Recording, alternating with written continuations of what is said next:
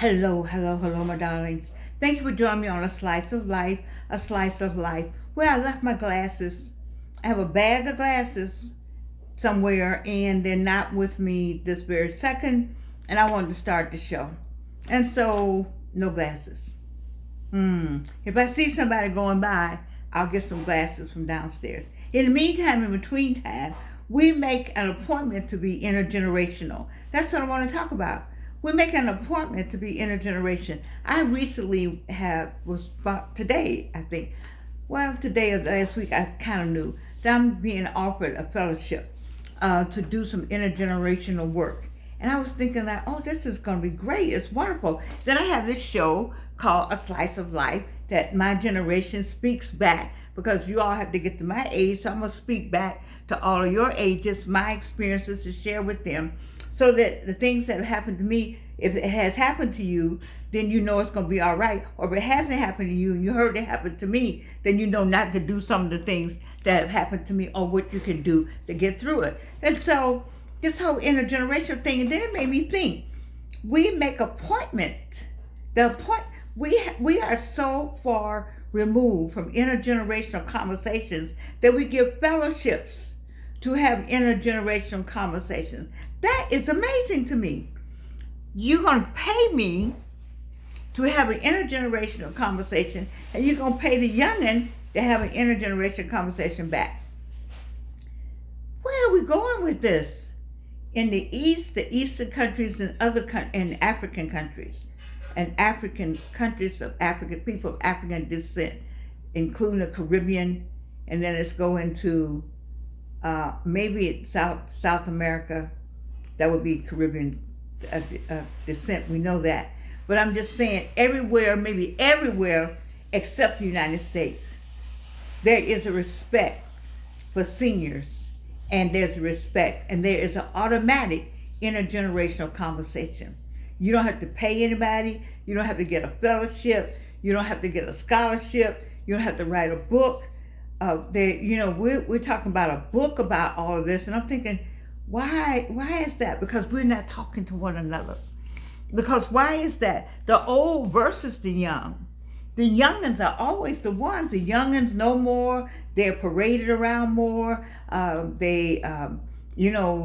you look like a young person and then you accept it more, as soon as we get any kind of age on us and people start calling us ma'am and sir, we say, oh, it's over for me, and so we have to have fellowships and scholarships and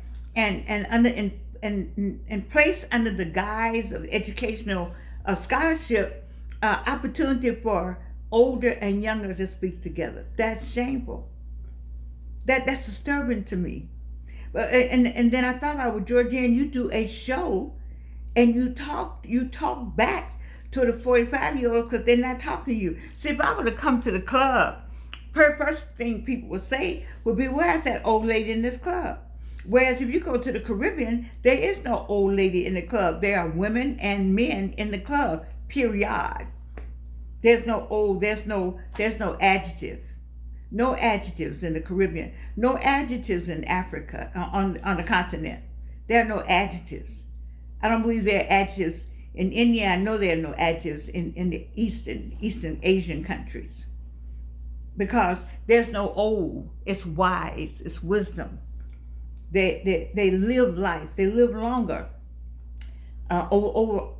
Overall, I'm going to say, and I may be wrong, but there's longer life in these other countries because there's just not this push to be old. We push our people away. After 45 or 50, 45-year-olds out there, and the 50-year-olds, I was 45 at one time. Yes, I was. And I was 50 at one time. And we had an over-the-hill party for me. Because I was over the hill at 50. Really? Really? You are just beginning your life at 50. That's a new beginning. Look at it as a new beginning. You did all that for 50 years. Now you got another 50 to go. Does anybody ever think about how many years you have to go? Nobody told me this. So that's why I want to make sure you know. That when I got 50, nobody said you got 20 more years to make 70. You know how many days that is? I mean, I wasn't even thinking like that. I was just having life, having life, having life. But when you stop and think about how much life you're going to have, then you could think of some other things that you might want to do in that life. You won't wait till you're 77 before you have your first one-woman show, which is what I did. Before it came to me that, oh, wait a minute. And if it were not for the people, and I've said more than one time who they are, if it were not for the people who supported me on that one-woman show, I wouldn't have had it at age 77. I wouldn't have graduated from Clark, Atlanta at the age of 66 for the doctorate degree. You see? That's a mindset you have to have. But in other countries, it's a given. The more gray hair, when I travel outside the United States with the real gray hair they used to have under here, people stop. I mean, I didn't have to do anything because it was assumed I got that much gray hair that there's some wisdom going on up there. Because wisdom comes with experience. And experience is appreciated because we can pass on what to do. We could tell stories. There's I need to get that out. I'm going to look for that in the humanities book, Fracturing the Canon. There's a piece about Pueblo, and it talks about telling stories. And stories are passed down. And in those stories are lessons. And once you hear that story, the lesson is taught in the story. And then you know that story. And so when you see that happening or that comes to your door, you're like, I already know that story. I don't know. And you know how to get around it. What I do here is tell stories. I tell the Georgian stories. I make appointments with you on Monday through Friday to be intergenerational. Come on now. I make an appointment every day with you to be intergenerational. And that's what I came up with after they called and talked to me today about doing intergenerational stories. And that you would ask me to do that. And you would find a young person and ask that person to do that. And then say, you all write this for us. What? You gotta be kidding me. But that's what we are. We're old versus the young. You're already an old man. As soon as a youngin can call you an old man, he cannot wait. Or old B. Those two words young people cannot wait to say because they don't know that they are. Because I say, is that your grandmother? Is that your mother? Is that your aunt? Who are you calling that? Because you could be, are you going to be old one day? Because I ask my students, what year would you like to die? What age is that? You must want to die early. You don't want to live to be my age because you laugh at my age. You look at my age and say, well, I don't want to be that. You put a block up when you get to my age. I can't even say my age anymore, but I say my age. Somewhere else people be lauding me. Oh my God, you look so good. Come on, let me hear what you have to say. Talk to us about this. Talk to us about that. I already know, but not in the United States. I wanted to run for office. I can't run for office anymore. Who's gonna vote for something? That old woman. I become an old woman. So I'm gonna wear my old woman proudly. And I really would wear it proudly if I could do all the things I really want to do. Or if I can show up where I really wanted to show up. And with whom I wanted to show up with. I can show you what old woman can do. But I digress. There's no respect for senior wisdom. I wrote this down today. It's not taught. Senior wisdom is not taught. Nobody says to the youngins, hey, listen, see that lady over there? Or see that man over there? They made 70 years old. They know something you don't know. You understand? We don't say that. We say they need to go to a high rise. Oh, you can't wait to get your parents out of their house and stick them in a high rise with other people that got all kind of issues and diseases and all. You can't wait to stick them in there so you can move into the house or so you can sell the house. Shame on you, shame on you, shame on you. They can meet new people in the high rise. We're going to sell the house and sell everything you can and get the few dollars and go visit them when you can because you're done with us. That's how we feel about the intergenerational. But the intergenerational, so I make an appointment every day, and they have asked me to do it, and I'm going to do it. Um, I wrote, we honor the youth. We honor the youth. We do. We put them on a pedestal. Everything in the car, when they get ready to buy a car, is young. I noticed though, at the older some of that generation, whatever generation that was lauded as the best of the best, every youthful new generation is always the best. But that generation is getting older too. The baby boomers are, hey, y'all 70 now. And then what's the Gen X? Y'all 72? Maybe you all in the 70s, Gen X or something. A whole bunch of y'all 70. A whole bunch of y'all 60 something now. Used to be that cute age. But now I'm talking to you. Yes, I am. And so with the 12 and 13-year-olds coming up, they're looking at how we treat our seniors. No respect, none whatsoever. We don't think they know anything because there's something fresh and new always on the computer. And so you couldn't know that. It just so happens that I do. I do. And I hear my other friends that say, I don't know all that. How do you know all that? I'm grateful. I'm grateful that I know all of that. I am. Because whatever reason, God kept me in the workplace so that I would know the computers and know them well. Know to the command line level. and so beautiful skin is never wrinkled. They only did the woman who does the French song by Edith Piaf. And she sings the song and she has wrinkled skin. I love the Dove, is it Dove? Bar soap or Dove products. They finally started showing all sizes of women. Because at one time, if you weren't skinny, with no butt, no nothing, flat, you just weren't beautiful. Only white women were beautiful at one time. Nothing about a black woman was ever beautiful. Never, ever, ever. And when we looked like something, we became exotic. I remember when I was modeling in Canada. Yes, I did. Up in Bosville. You heard me tell the story. The woman just didn't want me to be from, she just didn't want me to be an ordinary Negro.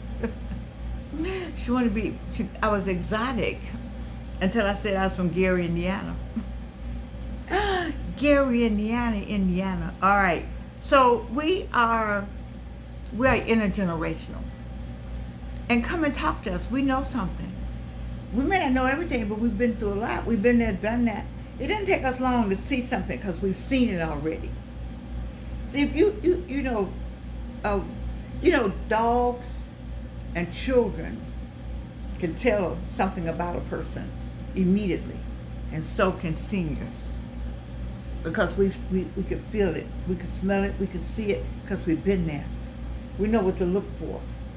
We know what we could just, you could walk, it takes 3 seconds. Somebody walk in the room, we already size them up. Because that experience is there. Let's honor our seniors a little better than what we do. We can't wait to throw them in a high rise. Don't throw your parents away like that. No, we're the only ones to do that. We become trash after a certain age. You don't need to be in that house. Well, where else would I need? Where do I need to be? I live in this house, and I enjoy being in the house, and I know this house well. And so why wouldn't you let me stay in the house? So some of the agencies have come around to that though, and you could stay in the house, and they send CNAs. Is that the word? Somebody, a nurse, to come and help you in your house and put you to bed and wash you up and brush your teeth and do things like that to help you stay in your house. Because something about the familiarity of the house, I think, helps with your longevity, it helps with your brain power, helps with the healing. Because there is a trauma associated with aging. I never talked about that tonight. Let me make sure I write that down. There's a trauma. I think somebody said that. Maybe it said that, associated with aging. And then we just maybe it's me. I had trauma. I had trauma saying 80. How old are you? 83. Ooh wee. I didn't want to say. I was like, I don't want to say it. How dare I be that way? God has blessed me and I don't want to say it.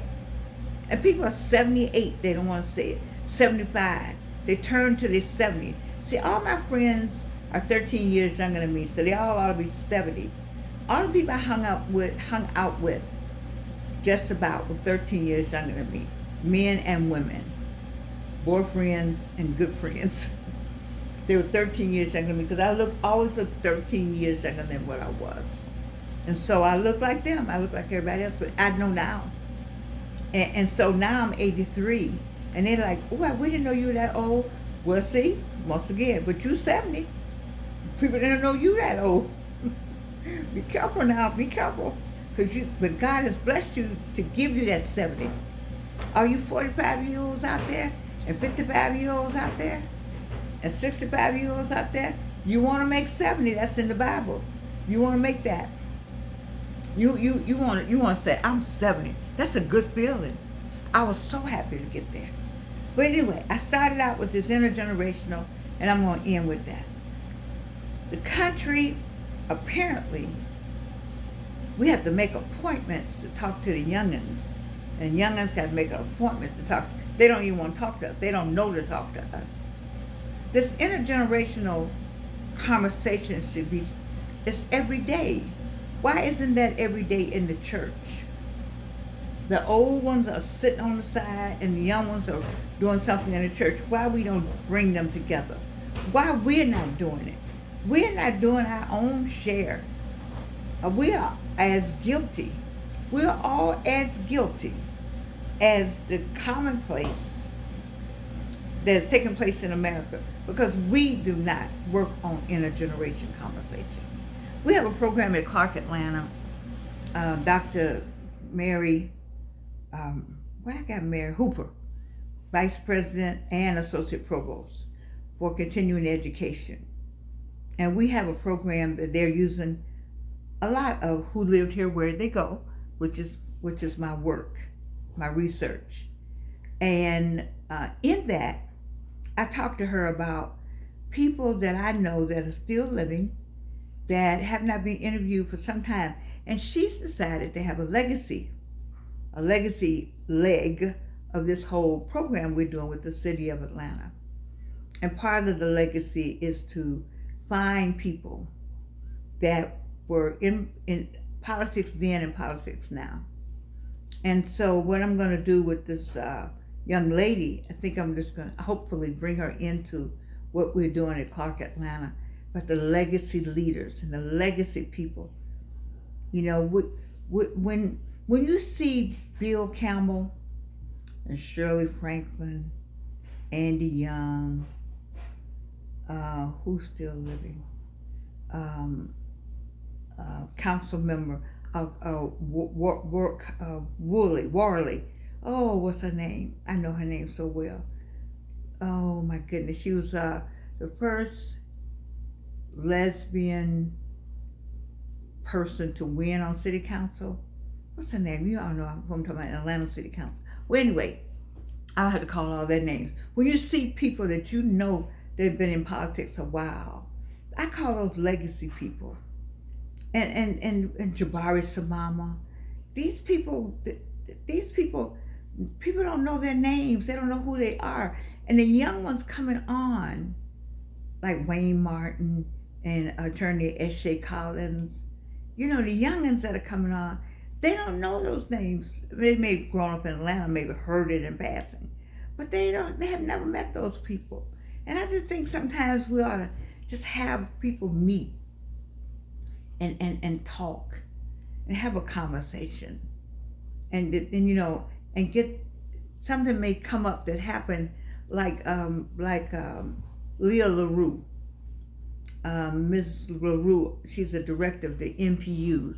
Well, she's doing something that I did back in the day, but nobody knew I did them back in the day. But her spirit had her lead up to do it now, and I just felt good knowing that here's somebody that's doing something we did back in the day. without, I didn't have to say anything to her. But suppose that it was never done again, and that would be terrible because what she did is something that is needed. She has an NPU university. That's brilliant. I had something called the APAP Institute, but she did the NPU University, which is brilliant. I'm just saying, and when we talk, I can feel what she's saying, and she can feel what I'm saying. There's an exchange, an intergenerational exchange that's respected. And that is the word I want to leave you with. It's respect. We don't respect the seniors and where we've been. There's no respect. There's no respect taught and no respect given. And some of you all say, well, we don't show you all respect. We what is it you're talking about? I'm 83. I'm on a cane a lot because of my neuropathy. Well, I'm doing everything I can to get out of my car to get to the store, And you rush past me. You don't even say, "Can I get you a basket, ma'am?" I would say thank you, because that's how I show my respect, by saying thank you. Because if I come to you, you're gonna call me. I've been called a B word so long, old B, that I'm afraid to come to you. I'm afraid of what has been painted about you. You rob, you steal, you kill. You see, our society has missed something. We're missing each other.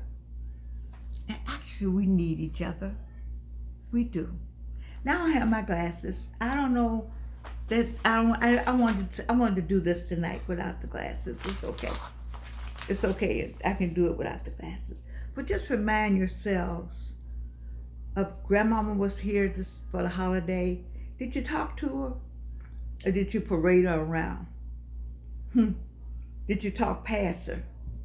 Did you talk at her? Did you say all the things you know she wanted to hear, and then you go on, pack her up, send her on back? Or did you sit down and look in her eyes? Did you hold her hands? Her hands got a lot of knowledge in hand. Sometimes I look at my hand and say, wow, look at my hands. They don't look the same. They don't look like they used to look. I remember a friend saying her husband gave her the ring that she wanted when her hands were too wrinkled to enjoy it. Isn't that something? That was hard. I asked for a ring 8 years ago, maybe 9 now. And I thought about if I were to get the ring that I wanted, would it have the same meaning for these hands that ache with the neuropathy? I have to take the rings off. The pain associated with my hands. There's nothing like getting older. But there's nothing like getting older and knowing it, and knowing how to handle it, and still loving you with all that we have. I laugh about all the things I buy to try to smooth that out and smooth this out. This the howdy doody. I can't do anything about any of it. But I just try to make it a little better. That's what I try to make it a little better. But people who love you, they love you regardless. Don't let anybody on this earth say they love you, and you got to have all of this for them to love you. They don't love you. They love the hair that you got to put on. They love the eyelashes that you must keep on. They love the lipstick that you must always wear. But they don't love you. You need to get that person who loves you. And intergenerational people need to learn to love one another, but also love themselves. Because God so loved the world. What? He gave his only begotten Son. I love you. That's a fact. And you can't do anything about it.